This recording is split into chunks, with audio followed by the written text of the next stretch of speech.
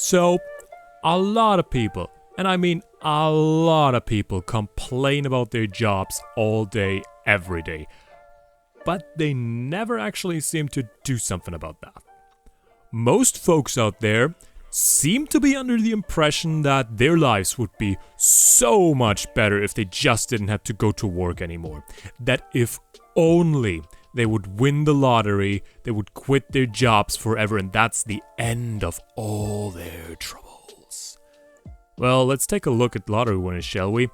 Statistically, most of them end up in a financial situation that is either equal or worse to what they had before in just a few years after their lottery win.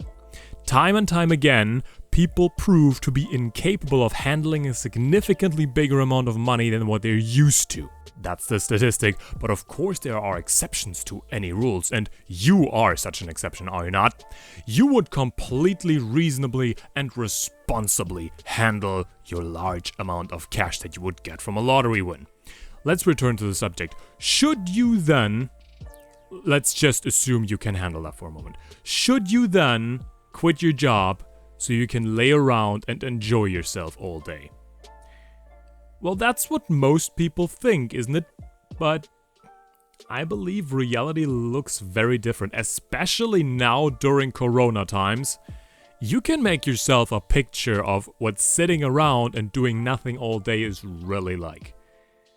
How do I put this delicately? It's fucking boring! Think about how many people had and still have trouble staying at home.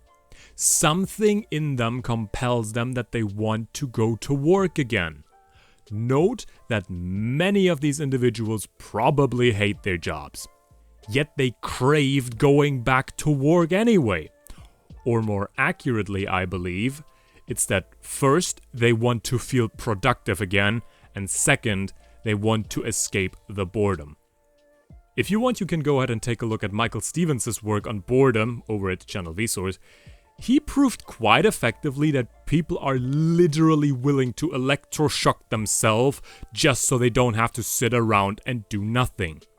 Another good example for this comes from the book How to Stop Worrying and Start Living from Dale Carnegie, where he points out that one of the most effective countermeasures to depressive thoughts is simply to keep yourself busy. Doing something beats doing nothing all the time, unless you're sleeping. Sleeping is pretty important. But, all things considered, I don't think simply never going to work again is the answer to everlasting happiness. Does it appear more attractive than going to a job you really don't want to do? Well, while you're in that job, of course it does. But if you want to move away from your job, which is completely legit, how about instead of sitting around all day, you start doing something and keep yourself busy with something that you're passionate about? Look, we all had days with cranky coworkers, shitty bosses, and days of picking up work that nobody wants to do. But let me tell you from experience, these days are a lot easier if you care about what you're doing.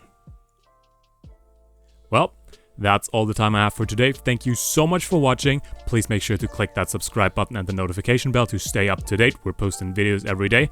My name is Matthias Hörnke, and I hope I gave you something to think about. Speak to you soon. Bye.